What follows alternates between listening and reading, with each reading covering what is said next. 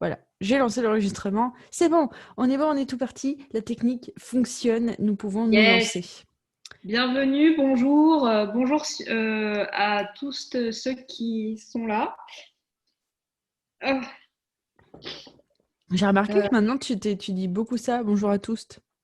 ouais, bonjour à tous. J'essaie Chouette. de, tu sais, le neutre Ouais. et l'écriture inclusive s'inclut en nous, un peu, on intègre, hein? Bah, moi, c'est clair et net que c'est mon projet de vie, hein. Écrire un livre sur le neutre dans la langue française, la grammaire du neutre français, c'est un projet de vie. C'est ça, on avance vers plus d'inclusivité, donc Vers ça une devient de plus en plus linguistique plus naturel, je suis inclusive. d'accord. Comment vas-tu, Céline? Je suis fatiguée, car Ouais. beaucoup d'écriture à faire dans ce monde. Mais bon, c'est la vie que j'ai choisi de mener, donc ça me va très bien. Et toi? Écoute, là, je pense que je fais un petit épisode dépressif. Mm. Euh, du coup, je suis parfaitement dans le mood. Euh, Oui, je suis parfaitement dans le mood pour parler du sujet de ce soir. Donc, c'est génial. C'est génial. C'est pas génial d'être dans un épisode dépressif, mais disons que je suis OK avec ça et ça me va. J'ai décidé dans. Et c'est comme tu dis, c'est la vie que j'ai décidé de mener. c'est ça, c'est exactement ça. On y est en conscience. Mais oui, du coup, c'est parfait parce que ce soir, on va vous parler de l'atelier qu'on va mener avec Lille lundi, juste lundi prochain, de 17h à 19h. Vous pouvez l'acheter sur mon Podia. Mince, si j'avais été intelligente, j'aurais cliqué sur mon Podia pour vous balancer le lien. Je le ferai quand Lille parlera. Bref, Ah, c'est un c'est- atelier qui s'appelle Ose. En fait, c'est le numéro 2 de l'atelier Ose être un artiste. ouais. Qu'on avait fait sur le Cercle des écrivains de demain, il y a une petite année, un petit temps. Ouais, ça doit faire entre 8 mois et 1 an. On doit être dans ces eaux-là. Ouais, et du coup, c'était un atelier qui explorait le pourquoi du comment on se place à l'extérieur de la définition du mot artiste et en quoi nos émotions et nos pensées nous empêchent d'accéder à l'identité d'artiste. Ouais, Et là, on a décidé de faire Ose être un artiste numéro 2, exactement. ce que les artistes ici présents ont appris en un an d'artiste entrepreneuriat. C'est ça. C'est vraiment aux un artiste 2, pour moi, on pourrait dire que c'est le même atelier, mais c'est pas du tout le même. Puisqu'en fait, l'idée, c'est vraiment de le faire avec ce qu'on a traversé cette année, et donc forcément avec 1 an de plus, quoi. Mm. Et je pense que du coup, ben, on a commencé à rédiger le plan et tout, et en fait, on ne dit pas du tout les mêmes choses, et c'est intéressant de voir comment on peut faire évoluer une pratique et faire évoluer même une identité et une vision de la discipline en une seule année, quoi. Et ça donne aussi une idée du camino parcouru. Yes. C'est rigolo parce que toi, tu vas parler de discipline et moi, je vais dire comment j'ai dépouillé toute discipline de ma vie. Ouais, carrément. Je trouve ça drôle. Mais en fait, c'est pour ça qu'on fait des ateliers ensemble parce qu'à chaque fois, c'est hyper intéressant à quel point on est opposés, entre guillemets, dans nos idéologies et en même temps, on se recoupe. C'est incroyable.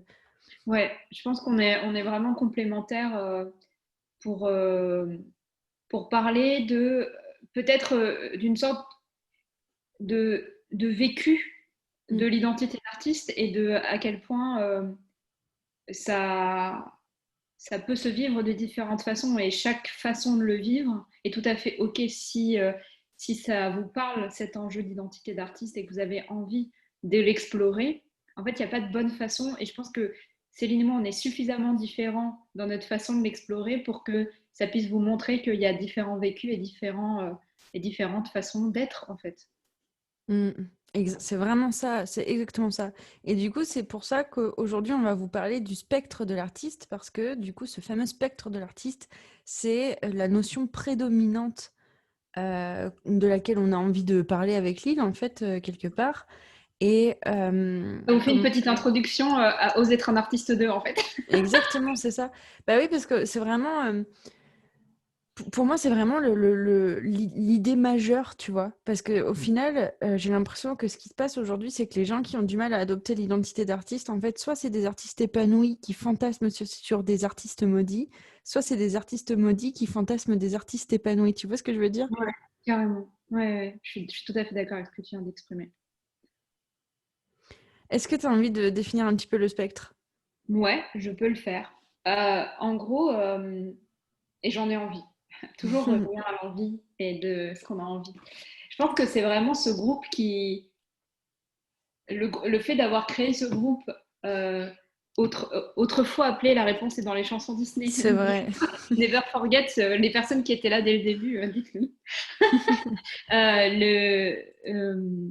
C'était, il y avait vraiment cette idée de suivre ses envies. Et du coup, je crois que ça s'est intégré en moi, à quel point c'était important pour moi, en tout cas, de toujours revenir à ce que j'ai envie de faire. Et donc, du coup, le spectre de l'artiste, de l'artiste, c'est vraiment essayer de... Alors, comme tous les modèles, il a ses limites. Et l'idée, c'est vraiment plus de voir la chose de façon binaire, un peu pour se positionner et pas du tout pour en faire un truc figé qui est censé être nous pour toujours. Oui, c'est bien. Merci de dire ça. Et de toute façon, c'est déjà, nous, on est là pour vous donner des outils qui vous permettent de vous placer et d'analyser, de mettre des mots. Mais c'est vraiment pas un truc dans l'idée où on va s'enfermer, on va dire pour toujours je suis Gryffondor. C'est ça. Enfin, sauf si c'est important pour vous, mais évidemment, on ne va pas vous empêcher de le faire non plus. Mais l'idée, c'est que c'est pas figé. Et moi-même, je ne me considère pas du tout figée sur le spectre, par exemple. Donc, je sais que je navigue et c'est OK de naviguer. Donc, ça, c'était la première chose qu'on avait envie de vous transmettre vis-à-vis de cet outil. Et donc, du coup, le but de cet outil, c'est d'opposer, du coup, puisque c'est le jeu, hein, c'est d'opposer deux vécus artistiques sur un spectre. Et donc, du coup, on pourrait aller dans notre identité d'artiste d'un côté à l'autre. Et le jeu, c'est de se représenter que les deux sont incompatibles, évidemment. C'est juste pour le jeu. Voilà, exactement, parce qu'en vrai, c'est un peu fou, c'est un Salut peu Virginie. fou. Coucou Virginie. Ah, je suis contente que tu sois là, Virginie, là, tu vas kiffer, hein. Et l'idée, c'est vraiment de se dire, OK, il y a les artistes maudits. Et de l'autre côté du spectre, à l'extrémité du spectre, de la même façon qu'on pourrait opposer ordonné et désordonné, on Hommes et met femmes. artiste maudit. Et de l'autre côté, on dit épanoui. Artiste épanoui, ouais. Et donc, on va essayer de vous définir les deux termes de la façon la plus précise possible pour pouvoir faire le jeu. Comme ça, vous pourrez, vous, nous dire dans les commentaires où vous voudrez, et on en parlera évidemment pendant l'atelier, où est-ce que vous vous situez entre artiste épanoui et artiste maudit. Mais en vrai, ça y est, j'ai trouvé mon sujet où je vais faire un test de personnalité. C'est celui-là. Exactement. Trop bien. Ah, je vais faire ça. Ok. Tu veux définir ou pas? Je veux bien que tu définisses épanoui et puis je définirai maudit si tu veux ou l'inverse, comme tu veux. J'aime bien à quel point c'est chacun son petit chouchou sur le spectre. Alors, moi, je vais vous définir la notion d'artiste épanoui. En fait, l'artiste épanoui, pour moi, c'est la personne qui est capable, enfin, qui est capable, qui ne se sent capable de créer et de cheminer vers le beau que quand ça va bien, que le chemin est dans la joie, que c'est nourricier, que, enfin voilà, vraiment ça n'apporte, enfin limite l'action de créer apporte en fait, apporte des choses à la personne, apporte de l'énergie. Voilà, c'est ça que je cherchais. Pour moi, l'artiste épanoui, créer lui apporte de l'énergie. Et l'artiste maudit, du coup, ben, c'est l'inverse, c'est-à-dire que créer est un acte. Moi, j'aime bien l'idée de l'accouchement. Ouais, c'est Que clair. l'accouchement, je pense que la plupart des personnes qui ont accouché Je suis trop d'accord pour diraient que ce n'est dire. pas le meilleur moment du monde à vivre. Vraiment, enfin, très peu de gens m'ont dit best moment de ma vie. Il y a cette idée de lutte et de violence au moment de la création, qui peut se manifester de plein de façons selon votre émotion négative principale. Ça peut être quelque chose de l'ordre de la colère, de la frustration, de la tristesse ou quelque chose de violent en fait. Moi, je vois vraiment la violence me parle quoi. Ah oui, mais c'est Chateaubriand au bord de sa falaise avec la mer qui tape sur les pierres, hein. C'est ça. Et l'acte de création est un acte presque douloureux, voire on peut avoir envie, par moment, certains artistes me disent, pensent que ne pas créer leur apporterait plus de bonheur. C'est-à-dire qu'il y a presque cette idée du fardeau de la création et de devoir porter au monde quelque chose parce que on ne peut pas faire autrement on n'a pas d'autre façon de penser l'existence que de créer, mais c'est presque une malédiction. Vous voyez, c'est d'où l'enjeu Hmm. d'artiste maudit, quoi. Ah, mais C'est-à-dire c'est qu'il rigolo parce que du coup, oui, on pourrait faire malédiction, bénédiction, en fait. y a vraiment ça. Mm. Ouais. Pour moi, il y a vraiment cette idée que tu portes. C'est comme les vampires. Les vampires, ils sont magnifiques, ils sont hyper magnétiques. Il y a des gens qui trouvent ça super, mais eux, ils le vivent comme une malédiction, le fait de vivre pour toujours. L'immortalité, c'est affreux. Et dans l'idée, quand même, la plupart des récits de vampires, on a cette idée que avoir été touché par cette malédiction est vraiment pas du tout cool, quoi. Et oui, même dans Twilight. Ouais, c'est ça. Mm. Et donc vraiment, je pense on a en tête, je pense qu'on va pouvoir discuter un petit peu de personnes enfin, tu vois, de personnes qui nous font penser à ces archétypes-là. Mais vraiment, l'artiste maudit, je pense qu'on a tous en tête un mec enfermé dans sa chambre toute la journée, Avec avec, les beaux cheveux noirs et de la barbe comme ça. avec un sweat à capuche et du col, Ah et, ouais, grave. et qui écrit sur un skyblog émo des années 2003. Voilà quoi. Pour moi, c'est vraiment ça, quoi. Alors que l'artiste épanoui, c'est encore une fois tu sais, Mani Pixie Girl, là, comment tu dis? Oui, Manic Pixie Dream Girl. Ouais. Donc c'est Zoé Deschanel dans toute sa discographie, quoi. C'est ça, c'est vraiment euh, petite fleur. La meuf un peu faux folle et qui voit des choses magnifiques dans la vie alors Salut que Nadège. ça a l'air complètement anodin. Oui, ouais, c'est ça, une petite meuf qui s'extasie sur tout, quoi. C'est ça, pour moi, dans l'artiste épanoui, il y a l'idée d'extase et d'émerveillement, Ouais. de rapport au monde émerveillé et heureux, et qui du coup, en fait, veut juste transmettre et partager ce bonheur d'être au monde, quoi. Il y a vraiment ce truc de oh, mais c'est tellement génial la vie, il faut absolument que. Moi, j'ai vraiment cette image de ah, c'est tellement cool. Et puis en plus, on pourrait imaginer encore plus que le monde. Par exemple, il pourrait y avoir des dragons. Mais tu sais, c'est ouf à quel point ça parle de moi parce que pas plus tard que la semaine dernière, je disais, on allait pour aller dormir avec mon copain. Et là, je sais pas pourquoi on a parlé d'Internet qui passe par les câbles dans l'océan. Et moi, j'étais là genre, mais c'est extraordinaire, mais comment ça se fait que les gens, ils en parlent pas plus? Et imagine si une baleine, elle se cogne dans un câble dans l'océan. Et je commençais à raconter toute une histoire là-dessus, tu vois, alors que mon copain était là genre, mais non, mais c'est pas possible, en fait, le câble, il est fait de manière à ce que ça fait pas ce genre d'accident. Et moi, j'étais là genre, non, mais et puis, imagine, et puis... Il y a vraiment cette joie d'imaginer, cette joie de créer et cette joie de partager ce qu'on imagine. Je sais pas si ça te parle, mais moi, pour moi, c'est vraiment Ouais, ça. pour moi, c'est ça, ouais. Vincent, archétype de l'artiste maudit. Et c'est qui, Vincent? Vincent Van Gogh. Ah oui, bah Ah, de ouf. Vincent Van Gogh. Alors là, carrément. Oh non, mais... D'ailleurs, j'en parle dans mon épisode, je vous en parlerai à la fin Ah de ouais, ça. cool. Mais c'est marrant parce que littéralement, j'en ai parlé. Mais Vincent Van Gogh, tu sais, il y a un épisode de Doctor Who qui est dédié à Vincent Van Gogh. Où justement ils vont à l'époque de Vincent et ils sont avec lui et tout. Et à la fin de l'épisode de Doctor Who, je vous spoil? Je vous spoil. Moi, c'est OK. Alors, si vous voulez pas être spoilé, attendez 5 minutes.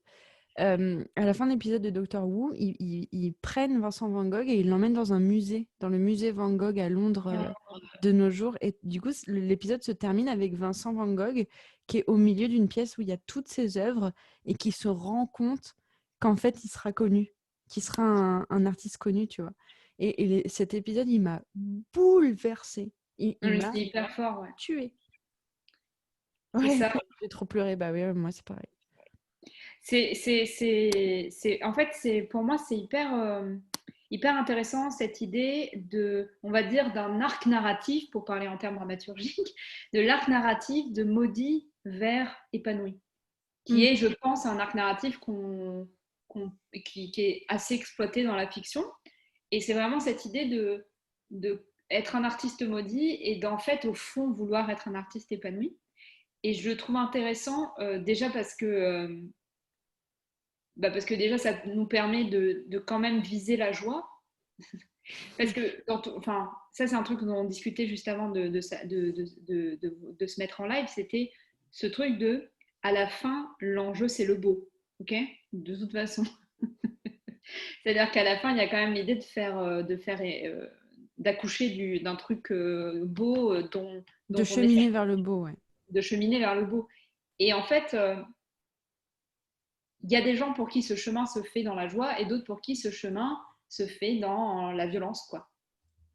Et, euh, et selon notre rapport au bonheur, on va dire, selon notre rapport au bonheur, on peut avoir envie d'aller vers plus de joie ou plus de violence. Néanmoins, ça c'est un truc qu'on discutait avant de se connecter, il peut y avoir une sorte de jouissance masochiste dans le fait d'être à l'endroit où on éprouve de la violence dans la création, ou en tout cas un confort. Et là, c'est là où toi, tu peux intervenir par rapport à ça, parce que je pense que tu disais un truc assez juste avant. Oui, bah du coup, j'ai envie de parler de Baudelaire. Voilà. Ouais, Parce qu'en fait, pour moi, c'est vraiment le problème. Le problème avec le spectre de l'artiste, c'est quand tu es dessus de manière inconsciente. Parce que j'ai ouais, l'impression qu'en fait, dans la société, ce qui se passe, c'est qu'on a créé une mythologie justement de l'artiste qui doit passer par le fait d'être un artiste maudit, tu vois. Que l'épanouissement n'arrive qu'au moment où cet artiste maudit a une reconnaissance extérieure enfin, tu vois, qui est assez grosse, quoi. Et ouais, moi, mon but dans la vie, c'est de casser ce mythe. ouais. Et pour ça, déjà, j'ai envie de parler de Baudelaire, parce que Baudelaire, c'est quelqu'un qui, dans ses poèmes, t'écrit comme ça de manière vraiment pure et dure. Alors moi, en fait, ma vie, ça va très très bien. C'est juste qu'en fait, j'ai choisi d'aller explorer la facette de l'artiste maudit, parce que c'est ça qui me fait kiffer, en fait. Mm.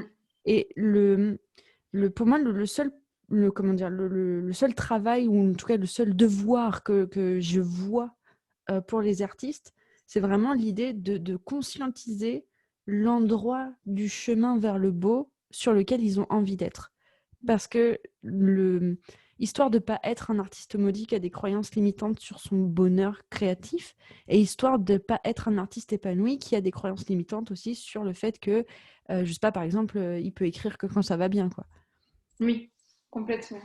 Et c'est intéressant d'aller se pencher sur quelles sont peut-être les limites de chaque Mm. archétype, parce qu'on pourrait vraiment se dire que être artiste épanoui, c'est du coup la meilleure option. Alors qu'en fait, je pense on peut trouver des inconvénients et des limites à chaque archétype. Et comme là, tu viens d'en nommer une, qui est cette idée de bah, l'artiste épanoui, du coup, si ça va pas, on ne crée pas. Mm. Ce qui peut en fait pas être votre désir. Si c'est votre désir, tant mieux. Nous encore, on vous dira toujours, si c'est ce que vous voulez, nous, on est qui pour juger, tu vois, genre vraiment. C'est tellement ça. Mais c'est pour ça qu'on parle de spectre, hein, parce qu'on veut que vous vous y placiez comme vous avez envie, en fait. C'est ça. Et si ce qui vous fait kiffer, c'est de ne créer que quand vous êtes euh, dans la joie, mais faites-le. Moi, je sais que mon envie de création, elle arrive des fois quand je suis en pleine joie et des fois quand je suis pas du tout en joie. Et globalement, c'est pour ça que sur le spectre, je me situe, on va dire, plutôt milieu moins avec un chemin vers l'épanouissement. Je suis dans un arc narratif plutôt banal. C'est bien, on aime bien les arcs narratifs. Ça Ouais, finit. c'est ça. Je fais mon petit monomythe tranquillou, quoi. C'est Et, ça. et en fait, je vois à quel point de naviguer les deux, je me sens vraiment, des fois, il y a quelque chose d'extrêmement jubilatoire à être en train d'accoucher dans la violence de quelque chose et de le porter et c'est et c'est pour ça que je parle de masochisme, parce que je pense qu'il n'y a que les personnes masochistes qui peuvent comprendre ce bonheur qu'on peut avoir à éprouver de la douleur qui est pas qui est maîtrisée, qui est contrôlée, qui est choisie. Voilà, pour les personnes qui comprennent. Et je pense que c'est important qu'on mette la lumière sur ça, parce qu'il y a une différence entre écrire quand tu es triste, écrire quand tu es en colère, tu vois, écrire porté par la tristesse, Ouais, écrire porté par la colère, etc., etc., et écrire porté par cette souffrance-là. Parce qu'en ouais, fait, quelque part, moi, par exemple, typiquement, je suis quelqu'un si je devais me placer sur le spectre, je me mettrais vraiment très très proche du côté épanoui de la force. bien Parce qu'en sûr. fait, même quand je suis en colère ou quand je suis triste, créer, c'est jamais un acte douloureux pour moi, en fait. Et si je suis dans la douleur quand j'écris, je considère pas que je suis en train de créer. Je considère pas que je suis en train d'être une artiste, en fait. Je considère que je suis en train de faire du travail, tu vois. Genre, par exemple, je me souviens parfaitement de l'écriture de mon mémoire, où chaque phrase était un accouchement douloureux et horrible. Et jamais je dirais que mon mémoire est une œuvre. Moi, je ne peux pas créer sous le coup de l'émotion positive ou négative. Il faut que je digère un peu. La création se fait après dans un état plus neutre, tendance positive. Je vois bien ce que tu veux dire. Mais oui, du coup, il y a vraiment cette idée. Enfin, alors, au-delà des émotions, du coup, pour moi, il y a vraiment cette idée de l'acte créatif est douloureux ou non. Oui, je suis d'accord avec ça. Et notamment, moi il y a certaines parties de l'art que j'aime faire et que j'aime faire parce que c'est difficile et et que c'est dur à faire. Et donc, par exemple, quand je passe 4 heures à réécouter 40 000 fois le même endroit d'audio pour que ça puisse bien être calé, et il y a cette espèce de minutie qui est extrêmement chiante et en même temps où il y a une sorte de, je veux dire, ça me demande clairement un effort, quoi. Et cet effort-là, et c'est pour ça que moi je me situe pas non plus à full artiste maudit. Je pense qu'il y a des gens pour qui vraiment chaque minute de création est douloureuse, alors que moi c'est quand même agréable de créer dans la plupart des cas. Et je pense que quand c'est jamais agréable de créer, euh, peut-être que ça existe. Et dans ce cas-là, signalez-vous. Enfin, vraiment, si vous faites partie des gens qui sont artistes et continuent de l'être en étant tout le temps dans la douleur quand ils créent, ça m'intéresse. Genre vraiment, j'ai envie de vous parler. Ouais, moi aussi, parce que j'ai vraiment une croyance profonde. Et d'ailleurs, on en parlait hier, parce qu'on a un petit groupe d'entrepreneurs à YouMind. Coucou les YouMinders. Ouais. On en parlait hier, et en fait, moi, j'ai vraiment une grosse croyance, et ça me rend profondément triste quand j'entends des gens me dire euh, que, euh, que au final, tu vois, genre, l'idée sera toujours beaucoup plus belle et beaucoup plus magnifique que la création en elle-même, tu vois. Oui, Mais moi, j'ai vraiment une grosse croyance qui est ancrée en moi que, en fait, comment dire, c'est des endroits de vous à faire bouger, tu vois. Tu vois ce que je veux ouais, dire? je Genre, vois très bien. que Et vous pouvez vous enlever ce poids. moi, je pense que, enfin, moi, je connais quelqu'un de très masochiste, dont je suis très proche, et je sais qu'il peut y avoir quelque chose de jubilatoire dans le fait de se dire que tout est perdu, une sorte de nihilisme profond. Et je vois bien en quoi ça peut exister dans d'autres domaines. Mais c'est vrai que la création, pour l'instant, je ne l'ai pas. Bah, quoique si, puisque cette personne crée et crée dans cette optique-là. Donc en fait, si je connais une personne C'est qui est bon. comme ça, mais je pense quand même que le moment de création n'est pas désagréable, tu vois, Ouais. même pour cette personne-là. Donc il y a quand même une dimension de plaisir. Et je pense que moi, je suis trop hédoniste pour m'identifier à quelque chose qui est vraiment douloureux tout le temps, quoi. Mais puis je pense que c'est important dans l'histoire que se racontent ces archétypes d'artistes-là que tout le processus soit douloureux, alors qu'au final, si tu l'analyses pendant 5 minutes, oui, tu te rends bien compte que finalement, il y a du plaisir dans justement dans cette histoire de douleur, quoi. Ouais, carrément. Et j'étais en train aussi de me dire que je pense que la raison pour laquelle pour moi c'est important que ce spectre existe, c'est que l'arc narratif que moi je fais, il est possible et vous n'êtes pas moins artiste quand vous êtes un artiste maudit. Et Mm, ça, c'est mm. très important. Parce que je pense qu'il y a une croyance commune chez les artistes maudits, surtout quand ils sont confrontés à des artistes épanouis. Et j'en appelle à ce magnifique tweet de Quentin Zution qui en avait parlé et qui vraiment m'a marqué, qui en fait sont face à des artistes qui ont une super morning routine, sont hyper épanouis, qui créent tous les jours dans la joie la plus profonde et qui eux sont avec leur canette de bière et leur clope et galèrent à finir leur planche et les font à la dernière minute dans la souffrance et se disent ok, en fait, du coup, moi, je suis pas l'artiste Instagrammable parce que je crée dans la douleur, quoi. Et à Bon, déjà, l'inverse, c'est relatif parce que je pense que vraiment, en termes d'artiste Instagrammable, vous pouvez trouver votre lot de Skyblog Emo, c'est vraiment. ce que j'allais dire, oui, les artistes maudits. Bah, de toute façon, je le dirai après, moi, je vous ferai un peu la controverse de ça.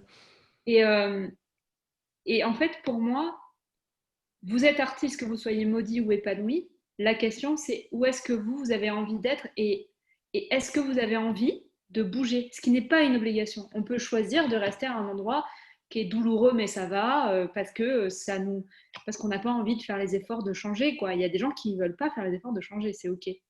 Mais du coup, est-ce que vous y êtes en conscience? Et est-ce que vous n'êtes pas, on va dire, dans une posture où vous n'êtes pas... Vous savez, c'est cet enjeu de s'approprier son expérience de vie et d'en être responsable, non pas parce que c'est vrai, parce que on pourrait en discuter, mais plutôt parce que c'est ça qui nous met en mouvement, en fait. Parce que sinon, on est immobile. Voilà. J'y vais pour la controverse. Ah ouais. Parce qu'en fait, à l'inverse, moi, j'ai beaucoup souffert de toute mon adolescence parce que du coup, comment dire, la fiction autour de l'état artistique est quand même vachement concentrée sur l'artiste maudit. Ouais, Et au carrément. final, quand tu es quelqu'un qui n'a pas de... Bah moi, par exemple, typiquement, petite prolétaire qui vient d'une famille d'ouvriers lambda, machin, quand tu n'as pas d'accès justement aux différentes représentations d'artistes, eh ben, tu t'es plutôt confronté à des représentations d'artistes maudits. Ouais. Et du coup, ça, c'est pareil, c'est un truc que je trouve assez agaçant dans le sens où, du coup, on te fait intégrer l'idée que pour commencer à être artiste, il faut d'abord que tu t'auto-flagelles, tu vois. Oui. Et en fait, ça, je suis pas d'accord. Enfin, je suis vraiment. Enfin, c'est pas que je suis pas d'accord avec ça. C'est-à-dire que, encore une fois, hein, si ça vous plaît de le faire, faites-le. Mais moi, je vois trop de gens qui, du coup, mettent des enjeux maudits sur le terme artiste, alors qu'à la base, j'ai pas l'impression que ce soit la dynamique dans laquelle ils se sont tournés vers l'art et vers la créativité. Complètement. Voilà. Et du coup, On a plus le droit d'être dans une dynamique de guérison par la création et d'être dans un endroit de soin et de joie et de bonheur, quoi. mm. Et vous avez le droit d'aimer vos œuvres ratées. Vous avez le droit d'aimer le chemin que vous êtes en train de faire pour masteriser le support qui va prendre votre art au fur et à mesure, quoi. Oui, mais c'est hyper important ce que tu dis sur l'enjeu de, on va dire, une sorte de cathédrale symbolique de l'artiste maudit qui a été construite et qui nous imprègne tous à un certain niveau. C'est-à-dire que dans la représentation romantique, d'ailleurs, même le romantisme même, si c'est pas l'artiste maudit, je sais pas ce que c'est, et on a cette idée que l'artiste est maudit, c'est une sorte de vampire, quoi. C'est-à-dire qu'il est là et ah, ma vie, soit c'est un noble qui s'ennuie et où du coup vraiment ses problèmes sont trop enfin, Et je ou ne alors fais jamais assez. Enfin, c'est vraiment. c'est ça, je ne puis atteindre la beauté et je ne fais que chercher la beauté, je ne serai jamais satisfait et je ne fais que souffrir pour atteindre le beau. Moi, c'est des discours qui me font vibrer parce que je pense qu'une partie de moi résonne et en même temps, je sais aussi que je résonne aussi avec des personnes qui créent une œuvre comme ça et où c'est simple et où c'est joyeux et où c'est pas grave, quoi. Et c'est et je trouve que c'est important de laisser s'exprimer plusieurs façons de vivre une vie d'artiste. Et je pense que c'est pour ça qu'on a envie qu'on fait cet atelier là, Oser être un artiste. C'est parce qu'en fait, oser être un artiste, où qui que vous soyez, et quelle que soit votre expression, et quelle que soit votre façon de faire et d'être et de créer. Je sais pas. Ouais, ouais, ouais. Non, mais c'est bien parce que du coup, c'est moi là où je voulais tendre avec ce live, c'est que moi, le message principal que je veux faire passer avec ce spectre, c'est que en fait, pour moi, le but du jeu, c'est de se placer à l'endroit du spectre qui vous met en mouvement, en fait. C'est-à-dire que si il faut vous placer du côté artiste maudit du spectre pour créer et avancer dans la création, faites-le. Et si vous avez besoin d'adopter une identité qui est plus épanouie pour vous mettre en mouvement et avancer sur votre chemin de création, faites-le. C'est ça. C'est quoi l'endroit où vous êtes le plus confortable et le plus... Bah du coup, j'ai envie de dire épanoui, mais on va dire le... En Oui, c'est vrai. mouvement, pour moi, c'est vraiment l'idée du Ouais. mouvement. Mais oui, c'est ça. Qu'est-ce qui vous fait être créé, en fait? Bah ouais, c'est ça. Qu'est-ce qui vous fait créer?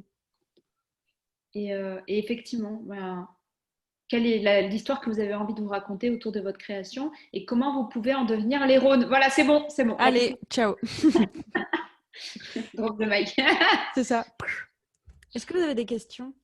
Oui, si vous êtes encore là, est-ce que vous avez des questions?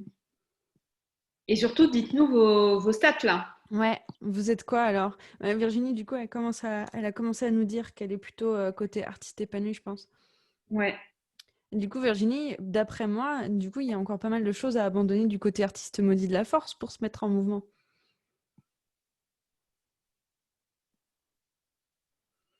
Du coup, je repense à la conversation qu'on avait hier à Human et tu sais, cette image de l'idée est un papillon magnifique et Oui. l'idée, enfin, ce serait de la prendre, de la mettre sur le bureau et de la fracasser comme ça. En fait, je trouve ça incroyable parce que pour moi, c'est juste, comment dire, témoigner du fait que ces personnes aiment le processus d'artiste maudit et sont comment dire, euh, attirés par ce processus d'artiste maudit, mais tout Mm. en se créant des blocages, tu vois, des blocages émotionnels et de pensée, en se disant que, enfin, tu vois, ce qui empêcherait de mettre en mouvement, c'est l'artiste maudit qui aime ce processus de l'idée papillon, machin et tout, mais qui, au moment où il y a l'idée papillon, va se dire, bah en fait, c'est pas la peine parce que, enfin, c'est même pas la peine que j'aille créer parce que de toute façon, je ne ferai pas ça, quoi. Mm. Oui. Je lis le commentaire de Virginie et oui, oui, bah oui, Virginie, c'est sûr. Donc, je résume un petit peu vite fait cette histoire de Ouais, papillon. Donc, c'est Elisabeth Gisbert qui en parle dans Gilbert, je ne sais pas si jamais son nom, ouais, comme par magie. dans un de ses bouquins sur la créativité. Et elle Bon, il y en a explique qu'un seul. que, voilà, qui dit, en gros, il y a la vision de votre œuvre idéale qui est un papillon merveilleux et magnifique qui existe dans votre tête. Et ce papillon, pour en faire une œuvre, vous allez le prendre et l'exploser sur une table. Et ensuite, de tous ces morceaux explosés, vous allez reconstituer un papillon qui ne pourra jamais être celui qu'il y avait dans votre tête. Et il faut accepter le moment où on explose ce papillon sur la table pour pouvoir créer. Donc déjà, je pense qu'on ne souscrit pas tous Ah, maman, pas du tout. à, la, à cette vision même de l'acte création, mais on peut clairement dire qu'on est sur plutôt une vision du côté artiste maudit de la force, quoi, très clairement. Puisque l'idée, c'est il est impossible de recréer ce que j'avais en tête et ça m'est inaccessible. Cette terre promise, je ne l'atteindrai jamais. Euh, alors bien sûr, on peut se raconter, oui, mais peut-être le papillon qu'on reconstituera sera encore plus joli et puis ses fêlures le rendent joli. Oui, bon, ça, pour moi, on est toujours dans l'imagerie de l'artiste maudit. euh, et les cicatrices te rendent si beau, d'accord, ok. Alors que moi, je suis là et je me dis, mais en fait, le côté épanoui de la force, c'est Elephant, c'est un éléphant. Avec sa trompe, il fait du vent. Attrape les papillons dans ton filet. Celui qu'on a le plus à gagner. Oui! Et en fait, c'est vraiment, si c'est vraiment comme ça que vous vivez votre création, c'est-à-dire, si vous voyez un papillon et que ce papillon, vous avez besoin de l'exploser pour ensuite le reconstituer, et que c'est comme ça que vous vous éclatez, ben, en fait, quel est le plaisir, enfin, c'est ce truc de quel est le plaisir que vous prenez à ne jamais atteindre? Quelle est la jouissance, la jubilation extrême qu'il y a dans le fait de se démener et de recomposer les toutes petites parties du papillon et comment vous pouvez trouver de l'acceptation, voire de l'amour pour là où vous en êtes là, qui est parce qu'en fait des fois on se sent artiste maudit ou épanoui et juste c'est nous et on pense qu'on peut pas le bouger. Mais en fait on peut toujours bouger sur le spectre, ça c'est sûr. Et la question c'est bah déjà est-ce que vous acceptez l'endroit où vous êtes? Est-ce que vous acceptez et est-ce que vous aimez au sens aimer, c'est-à-dire aimer dans la souffrance et dans la peine, dans la joie comme dans la douleur. Est-ce que vous aimez, est-ce que vous êtes en amour pour cet état du moi là, cet état du moi? J'avais un truc aussi dont j'avais besoin de parler. C'est à quel point le système du livre aujourd'hui, enfin le système de rémunération artistique aujourd'hui utilisent l'archétype de l'artiste maudit pour faire en sorte que les artistes soient mal payés. Parce que, en fait, je vais vous parler du monde du livre parce que c'est ce que je connais le mieux. Et en fait, aujourd'hui, dans le monde du livre, on part du principe qu'une personne, un artiste, enfin un écrivain professionnel est un artiste maudit. Et il y a énormément de boîtes d'édition et de représentants officiels du livre qui vont partir du principe que toute personne qui écrit un livre est tant placée sur le spectre de l'artiste maudit que du coup, on peut se servir de ça pour toucher à sa confiance en sa professionnalité. Dans le sens où, en fait, aujourd'hui, il faut savoir qu'il y a 30% des artistes, enfin des auteurs et illustrateurs jeunesse qui vivent en dessous du seuil de la pauvreté. Pourquoi ? Parce qu'en face d'eux, il y a des éditeurs qui leur donnent le discours du pourquoi est-ce que tu serais rémunéré plus puisque ta rémunération, c'est la reconnaissance, c'est la gloire auprès du public, c'est de passer tous tes week-ends en convention et de ne pas être payé alors que tu fais des dédicaces ou des conférences parce que du coup, tu rencontres tes fans, donc tu es payé en valeur comme ça, en passion, tu vis d'amour et d'eau fraîche. Et en fait, j'ai vraiment besoin de faire passer le message d'être vigilant avec l'archétype de l'artiste maudit parce que le monde capitaliste s'en sert de manière à ce que les personnes artistiques ne se sentent pas légitimes à demander d'être rémunérées à leur juste valeur. Et n'oubliez pas que les artistes maudits, genre Chateaubriand, ça va, ils n'étaient pas dans le mal niveau Grave. thune. Donc en fait, on peut être un artiste maudit, si c'est ça l'enjeu, on peut être un artiste maudit dans une très grande maison. Mm. Vraiment, c'est même pas, ne vous mettez, enfin, non, ne vous mettez pas, c'est une injonction, j'aime pas. N'embrassez pas l'archétype commercial de l'artiste maudit. Moi, c'est ça que j'ai envie de vous dire. En fait, c'est-à-dire que si vous vous sentez légitime à être rémunéré ou avoir la reconnaissance que vous souhaitez par rapport à l'œuvre que vous faites, peu importe où est-ce que vous êtes sur le spectre de l'artiste, vous êtes légitime à demander cette reconnaissance. Oui. Mais globalement, de toute façon, vous êtes légitime à tout. C'est ça. C'est ça, parce que c'est vraiment ça. En fait, peu importe où vous êtes sur le spectre, vous êtes un artiste. Si vous Mm. souffrez de vous dire que vous n'êtes pas encore assez bien pour être un artiste, vous êtes un artiste, parce qu'il n'y a que les artistes pour souffrir de ne pas être un artiste. Carrément. Et même, on dira les artistes d'un petit côté du spectre, on ne sait pas lequel, mais Ah, oui, c'est vrai. Peut-être c'est un indice. Et voilà, enfin vraiment, en fait, finalement, le métier d'artiste, c'est un métier autoproclamé. Aujourd'hui, il n'y a rien dans le monde qui existe que vous pouvez passer pour avoir un petit papier qui dit «Salut, c'est bon, tu es artiste, tu as un permis d'artiste».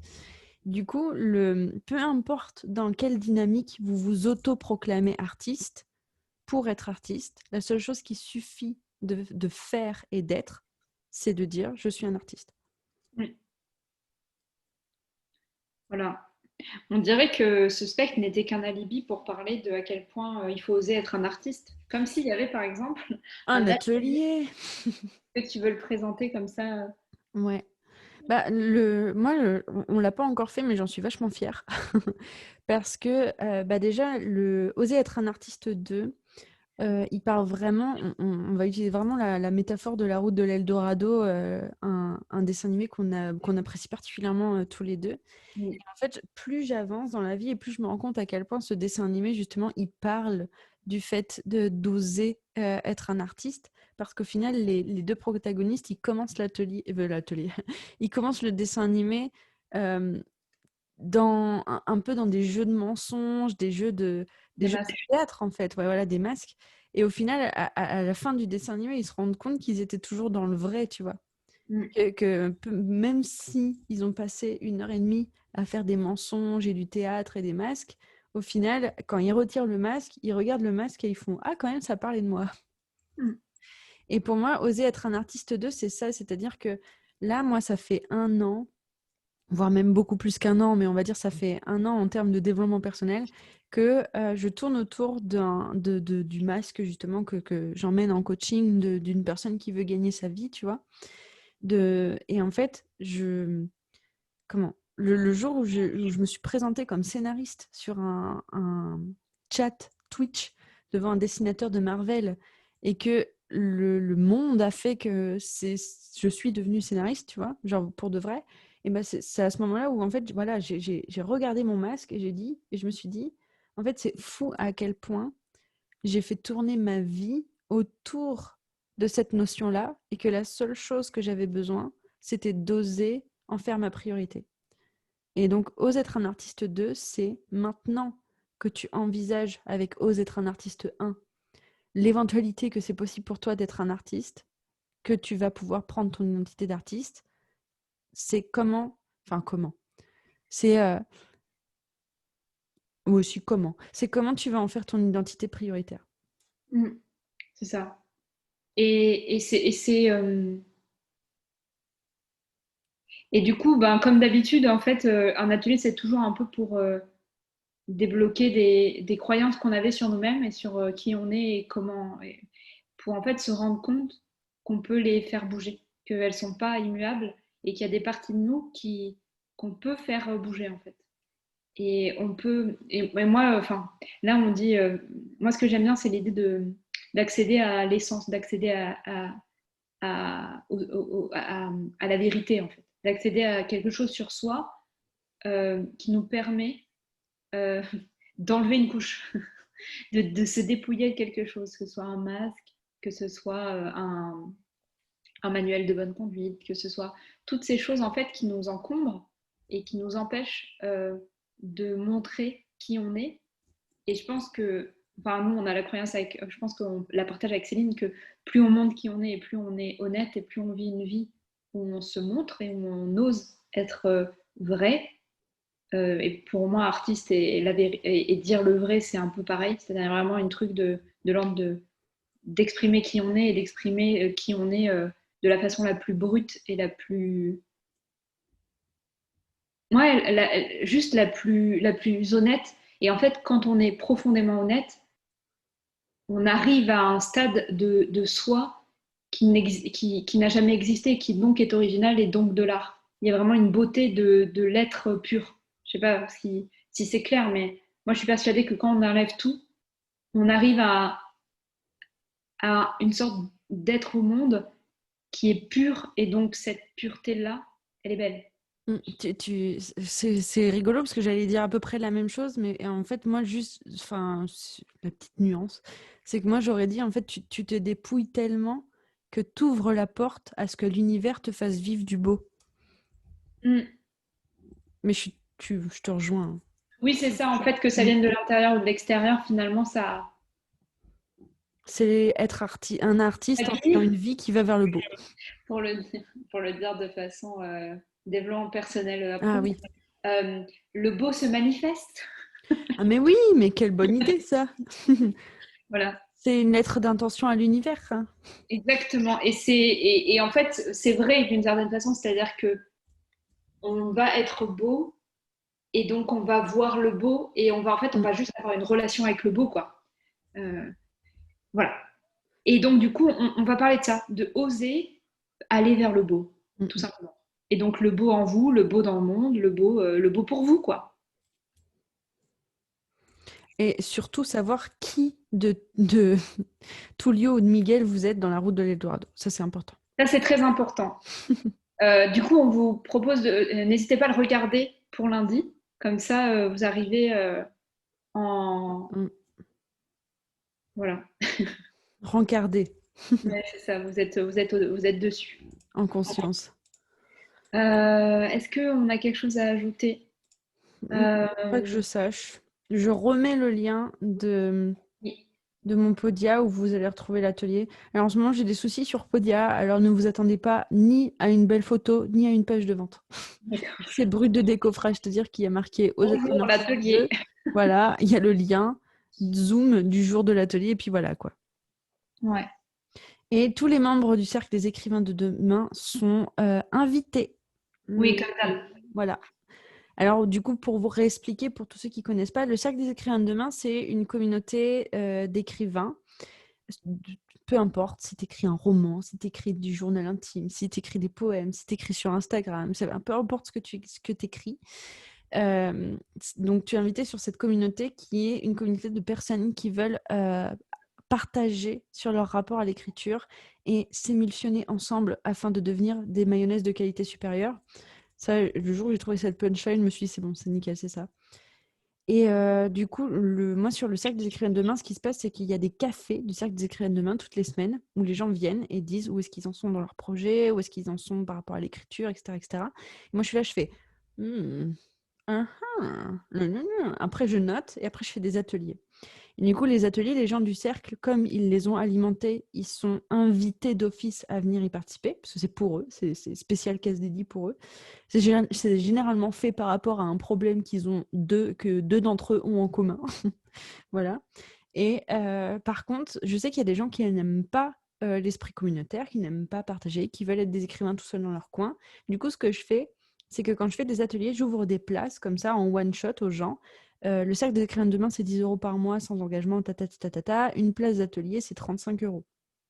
Et donc, avec votre place d'atelier, vous pouvez soit venir au live de l'atelier, soit avoir accès au replay de l'atelier et un accès écrit à moi et du coup à Lille pour si jamais vous avez des questions sur l'atelier. Voilà.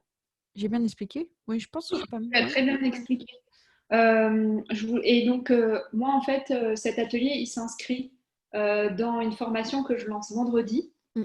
matin, qui s'appelle Vivre de son art et qui revient vraiment sur un petit peu tout ce que j'ai appris euh, en un an et demi d'entrepreneuriat artistique et comment moi je vis cette identité-là et qu'est-ce que je savais déjà, qu'est-ce que j'ai appris et qu'est-ce que j'ai compris. Et c'est vraiment l'idée, c'est de, voilà, de, de vous partager mon expérience, de faire un témoignage par rapport à ça. Donc, si ça vous intéresse, qu'est-ce que maintenant je peux pas mettre le lien puisqu'il n'existe pas encore. Tu le Mais, mettras dans le groupe vendredi, tu le ouais, mettras je le dans... mettrai dans le groupe vendredi, comme ça vous y aurez accès et vous pourrez rejoindre cette formation. Est-ce que les personnes qui achètent la formation peuvent venir à l'atelier? On n'en a pas parlé, Céline? Ah bah oui, carrément. Ah Oui, on est oui, ah d'accord. bah ouais, vous êtes invités, c'est clair. Voilà. Ah, mais Donc, oui, si vous achetez ma formation, vous avez aussi votre place à pour l'atelier. être un artiste 2. Donc, selon Et puis ce vous que vous... m'envoyez un petit mail. Si jamais vous n'êtes pas présent en live, vous m'envoyez un petit mail. Vous me dites, voilà, j'ai acheté la formation de Lille. Est-ce que je peux avoir accès au replay de l'atelier? Puis je vous invite dans le produit. Ok. Ouais, Voilà. ça me paraît pas mal de l'offrir aussi. Je le mettrai dans la page de vente, du coup, Ouais, qu'il y carrément. aura accès à l'atelier. Bah, pour Ok. moi, l'atelier Ose être un artiste 2, c'est vraiment c'est le top départ de ta formation. Carrément, je suis d'accord avec ça. Parce que du coup, c'est vrai que là, alors, ma place dans la formation de Lille, en fait, c'est que je vais recevoir les audios et je vais faire des audios où je parle de moi, où je parle de mon expérience. Parce que du coup, avec Lille, on a évolué en parallèle pendant toute cette dernière année-là. Et c'est génial. Enfin, vraiment, toutes les conversations qu'on a eues tous les deux depuis un an, Ouais. c'est plus précieux que tout ce que j'ai acheté d'accompagnement en termes business. Pourquoi? Mais Ouais. parce que Lille, en fait, a accompagné mon artiste, en fait. Là où moi, j'allais chercher d'autres pour accompagner mon entrepreneur. Et du coup, comment? Qu'est-ce que je voulais dire? Le Cercle des écrivains de demain, c'est aussi une initiative dans laquelle Lille a énormément de place. Et c'est pour ça que Ose être un artiste 1 et Ose être un artiste 2, c'est vraiment des mementos de où est-ce qu'on en était en fait sur notre parcours d'artiste entrepreneur à chaque fois qu'on a lancé ces ateliers, quoi. C'est ça. Et moi, j'ai hâte que ta formation, elle sorte parce que vraiment, le regard d'artiste entrepreneur que Lille, il va vous permettre de voir, d'avoir, d'entendre et celui qui va ouvrir aussi, parce que du coup, grâce à lui, il va y avoir énormément de témoignages dans cette formation. Ça apporte vraiment un vrai plus par rapport à tout ce que moi, j'ai pu voir sur Internet jusqu'ici. Parce que le sentiment que je ressens, c'est que tout ce qui parle d'artiste entrepreneur, en fait, fait une très belle part à l'entrepreneur, à comment gagner sa vie en tant qu'entrepreneur, en cultivant sa créativité. Mais l'artiste entrepreneur, avec artiste avec un grand A, celui qui en chie à faire des pages de vente parce que c'est pas de la créativité, que c'est pas du beau, machin et tout, ça, on n'en parle pas assez. Et je sais pertinemment que Lille aborde justement plus juste ce côté de l'artiste avec un grand A qui chie à faire le lien avec son côté entrepreneur. Et donc pour moi, c'est l'énorme plus-value de ce que tu vas sortir vendredi. Oui, en plus, c'est assez abordable comme prix. La formation coûte 100 euros et pour 100 euros, vous avez accès. Alors, pour vous donner une idée, rien que le premier épisode fait 1 heure. Donc, ça veut dire, et moi, je prépare chaque épisode, je le prépare vraiment très profondément, comme une sorte d'exposé, quoi. Donc, c'est vraiment un contenu. Et en plus, et comment dire, si vous êtes un Céline aficionado, si vous faites partie des fanboys et des fangirls de Céline, et je sais que vous êtes nombreux et nombreuses sur ce groupe, euh, Céline a une place dans la formation, au-delà d'être un artiste 2, c'est qu'elle va réagir. Et moi, je tiens à la perspective de Céline parce que de la même façon que je l'ai accompagnée toute cette année, elle m'a accompagnée toute cette année. Et pour moi, c'était inenvisageable de donner accès à quelque chose qui parle de ce chemin d'artiste entrepreneur sans lui donner une place pour qu'elle réagisse à mes contenus. Et donc, elle va produire des réactions, des reacts, tu vois, comme sur YouTube. C'est une react tout. C'est ça.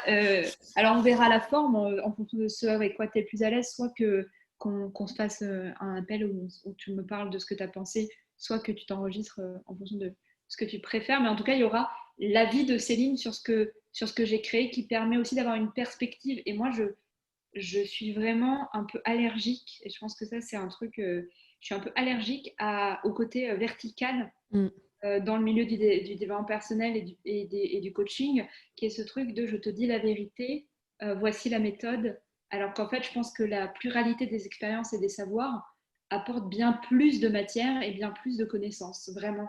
Et donc, c'est pour ça que j'ai invité Céline, et j'ai aussi invité Célia, qui est une prof de yoga merveilleuse, qui a été aussi ma cliente. Et que vous avez vu sur ce groupe, sur le live sur Narcisse. Exactement, qui est à la fois prof de yoga, artiste, et elle a été ma cliente, donc c'est ça mon lien avec elle. Et bientôt, maman, c'est une amie. Mais oui, on forme le Et, gang des Insta-poètes tous les trois, en fait. exactement. Et en fait, Célia, elle va être concentrée sur moi ce que j'appelle le corps artiste. C'est pas comme ça qu'elle l'appelle, mais vous verrez dans la page dans la page de vente d'attention comment elle l'appelle. C'est en gros l'enjeu d'assumer son corps en train de créer et donc de son présent, se dire comment je peux montrer mon corps en création. Et ça, c'est hyper intéressant parce que du coup, avec son expertise à elle, ça va être génial, quoi. Ouais, c'est clair. Voilà. Je lis juste le commentaire de Virginie. Le minimalisme est dans le sens de se dépouiller de tout ce qui gêne et encombre pour ne garder que l'essentiel et l'important. Et paf, t'es un artiste. Vraiment. C'est Tout ça. nu, C'est tout tellement ça. nu, artiste. Ça, c'est vraiment, c'est le truc que moi j'avais à communiquer. Je vais pas arrêter de le répéter. Plus vous êtes nu, plus vous êtes beau. Et ben voilà. Et du coup, bah. Ah, coucou Loïc. Bon, bah, t'arrives à Salut. la fin. Bah, tu vas pouvoir regarder le replay. C'est ça. Désolé. Oui. Eh ben, on vous fait des bisous. Passez une belle fin de soirée. En fonction. Et puis, si vous avez regardé le replay, bonne continuation. Oui. Et puis, on se voit lundi. Vous êtes énormément à regarder le replay. Donc, Oui. je pense à vous. Je vous envoie toujours des bisous, les gens du replay. Vous êtes les meilleurs. Vous savez, sur ce groupe, j'ai un taux de visionnage qui est vraiment supérieur à la moyenne. Et en fait, vous êtes des amours, mais vraiment, genre, mouah, gros bisous. Merci Céline de faire exister ce groupe et où vraiment des personnes de qualité se rejoignent Oh ouais, vous êtes... et se fédèrent. Et ça me fait très plaisir. Et j'espère que vous serez extrêmement nombreux et nombreuses lundi pour le lancement de Ose être un artiste 2. Parce que ça va être trop bien. Ah, mais grave. Enfin, ouais. Moi, je vous attends de pied ferme. Hein. Et puis, pareil, hein, je vous ferai des dédicaces dans la formation de Lille. Alors, soyez là, les changelins. Franchement, voilà, rejoignez le mouvement. Merci Loïc, c'est trop gentil. Oh, Bon, mais trop mignon. bon bah, on vous laisse avec le replay. Oui, on vous laisse avec les mots d'amour de Loïc qui Oh est un ouais, amour. mais grave. Au revoir. Bye bye!